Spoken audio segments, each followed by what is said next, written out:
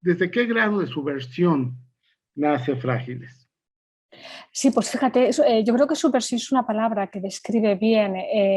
este libro porque hay un intento en la forma de decir, de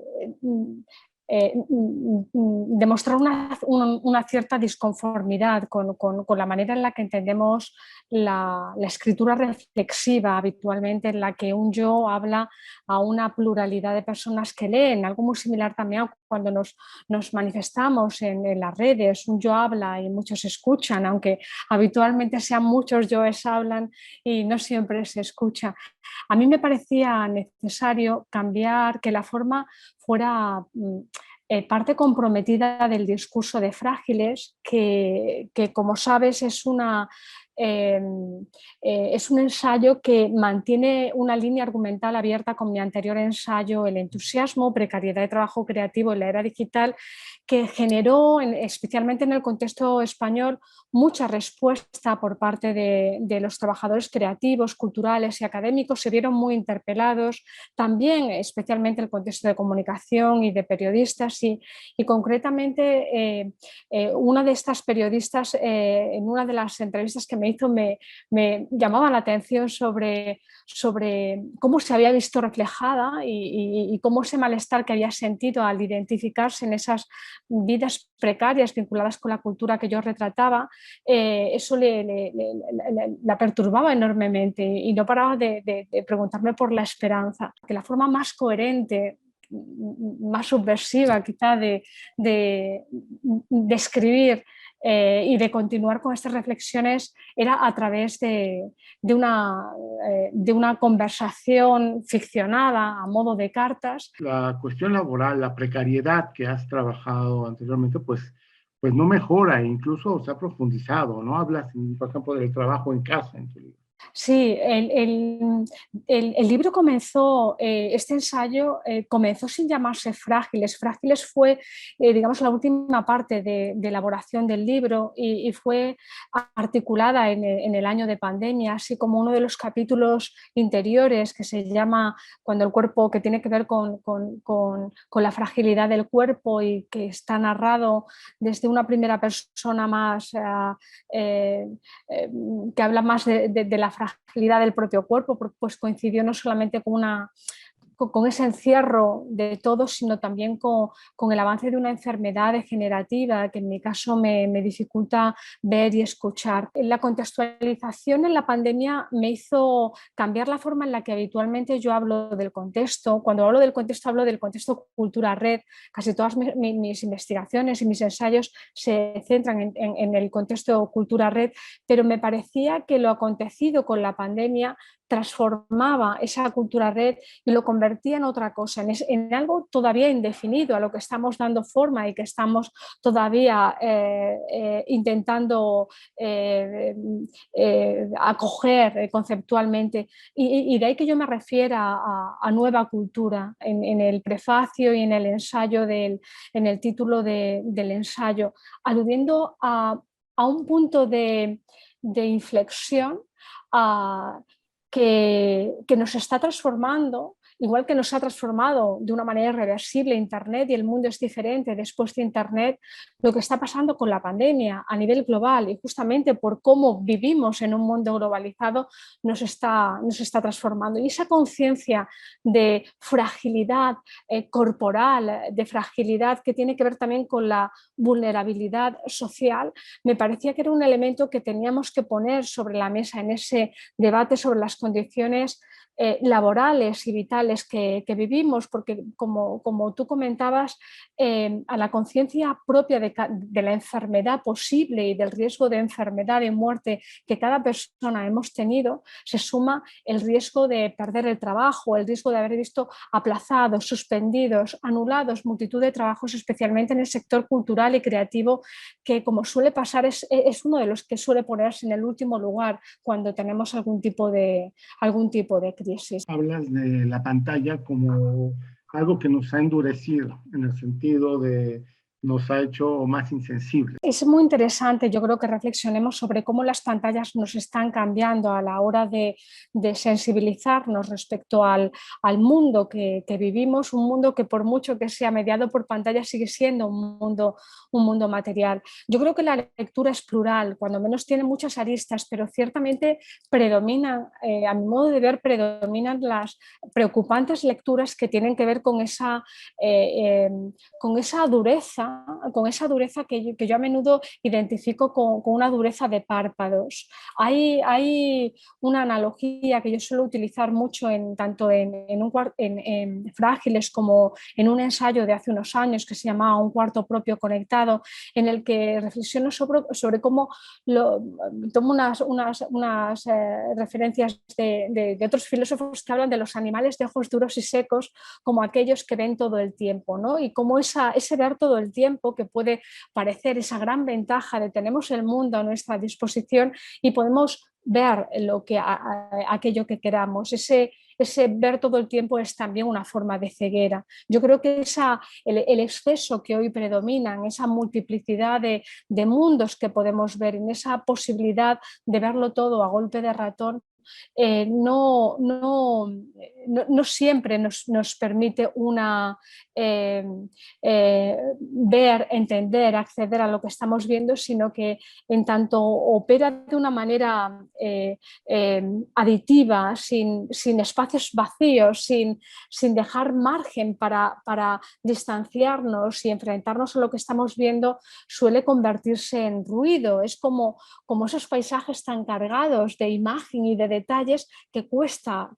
verlos. Y más en un tiempo en el que hemos encadenado la pantalla de trabajo a la pantalla de entretenimiento, en la que ya apenas hay esos tiempos de descanso o de transición que usábamos para ir a otros lugares o para estar con otras personas. La socialidad, la familia, en muchos casos está mediada también por pantallas. Creo que ese nuevo escenario es un escenario que necesitamos pensar, pero tiene también mucho de shock, de estar viviéndolo en un contexto de pandemia, donde los miedos nos generan la necesidad de mantener ese vínculo con los que queremos abierto para sentir que estamos conectados, que estamos unidos. Pienso que como suele pasar en todas las transformaciones tecnológicas de este tipo, estamos aprendiendo a gestionar esa vida saturados de información, saturados de noticias, y tendremos que aprender también a gestionar la sensibilidad, hacer que el exceso de noticias no nos conviertan en sujetos insensibles ante lo que vemos porque nos hemos habituado. Como herramienta es una tecnología que no puede estar permanentemente encendida, que no puede ser ese apéndice permanentemente abierto, que necesitamos esos párpados para vivir y para poder enfrentarnos de manera sensible al mundo. A mí me interesa mucho reflexionar sobre cómo la sociedad contemporánea y las sociedades por venir mediadas por pantallas serán capaces de crear lazos colectivos a través de las pantallas. Hay una idea que a mí siempre me gustó mucho, que fíjate, la comentaba Walter Benjamin hace muchas décadas. Hablaba de cómo las personas que cuando escuchan la radio a él le prevenían siempre de la importancia de pensar que el tiempo pasa muy rápido y que no olvidara que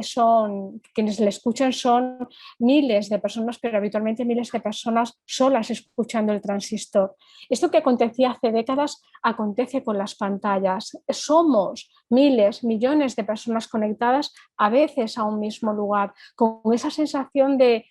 estar solos, pero estar conectados, con una sensación de compartir un tipo de vínculo con los otros diferente a los vínculos que habitualmente hemos tenido, vínculos que tenían que ver con la cercanía material y que tenían que ver con compartir cosas más allá de lo que tiene que ver con lo político, con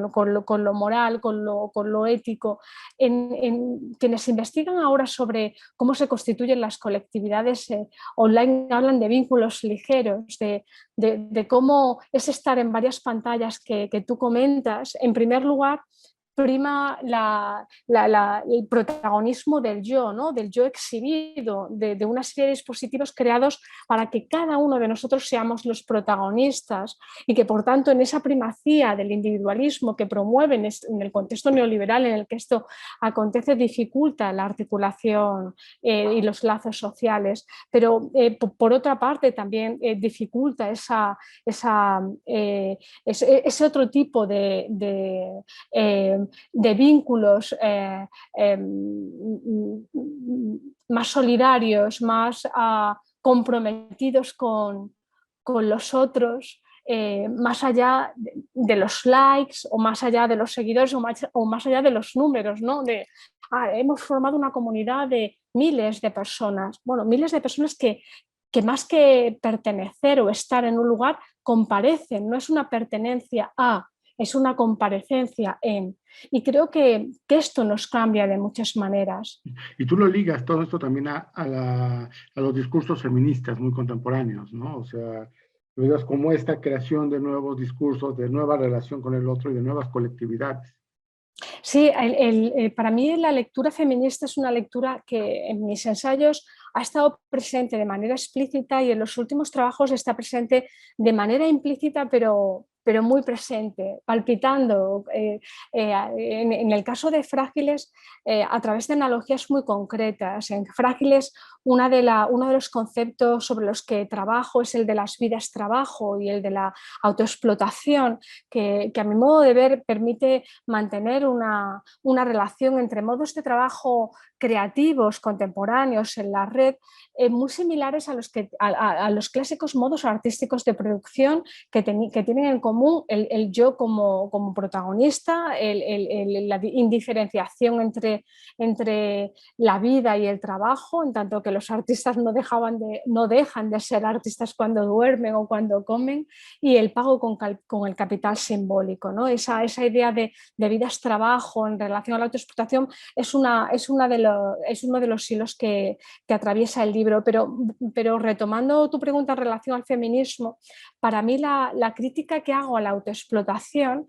tiene su base en una analogía con el feminismo. Para el feminismo, tradicionalmente, el patriarcado, es decir, ese sistema de poder en el que en las distintas culturas nos hemos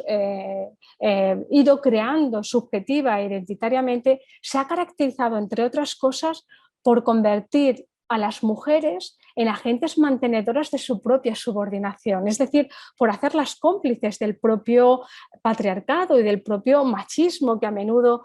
vemos en el contexto patriarcal. Esa perversión de convertir, digamos, a los afectados, a las personas afectadas en responsables, ¿no?, de su propia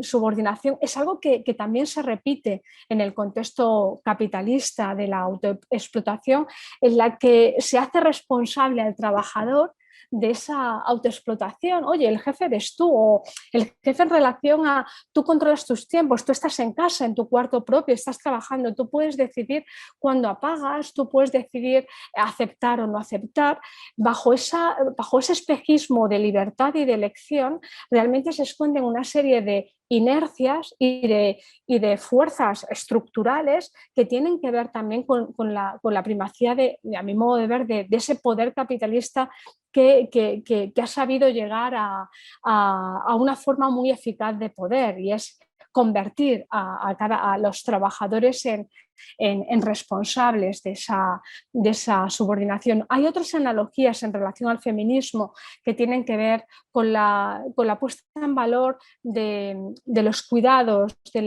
del compartir la fragilidad y la vulnerabilidad como algo que nos hace, que nos puede hacer más solidarios y más fuertes, y también con una puesta en valor del feminismo como un tipo de colectividad política que, frente a las que te comentaba comentaba antes, que con cierta crítica, que se dificultan en Internet, creo que hay ejemplos positivos y lecturas propositivas de comunidades políticas que han podido verse fortalecidas por Internet, y el feminismo es una de ellas. Y un ejemplo muy claro es el Me Too, Ni Una Menos, o esa multitud de iniciativas que en México les ha habido de muchas maneras, y es quizá uno de los lugares donde más las necesitamos, donde hemos visto cómo la intimidad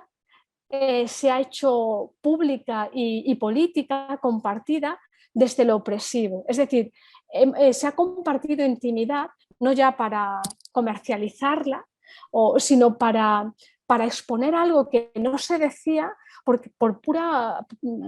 educación y vergüenza de las víctimas. Quisiera una reflexión muy breve sobre la imaginación colectiva como solución, que es la que propones rumbo al final de tu ensayo. Hablas de la imaginación colectiva como una alternativa. La imaginación colectiva para mí tiene que ver con la necesidad de encontrar un desvío frente a la repetición de lo siempre igual, que es donde filósofos como Adorno situaban la esperanza. Ese desvío implica no repetir mundos, sino imaginar, darnos un tiempo, un distanciamiento para permitirnos pensar las cosas de otra manera. Y en ese pensar las cosas de otra manera no vale ceder al individualismo favorecido por el contexto capitalista contemporáneo, sino que necesitamos esa colectividad, ser capaces de pensar en colectividad y de generar y experimentar, incluso equivocándonos, claro que sí, equivocándonos, formas colectivas que nos permitan ser más libres, más iguales, más emancipados.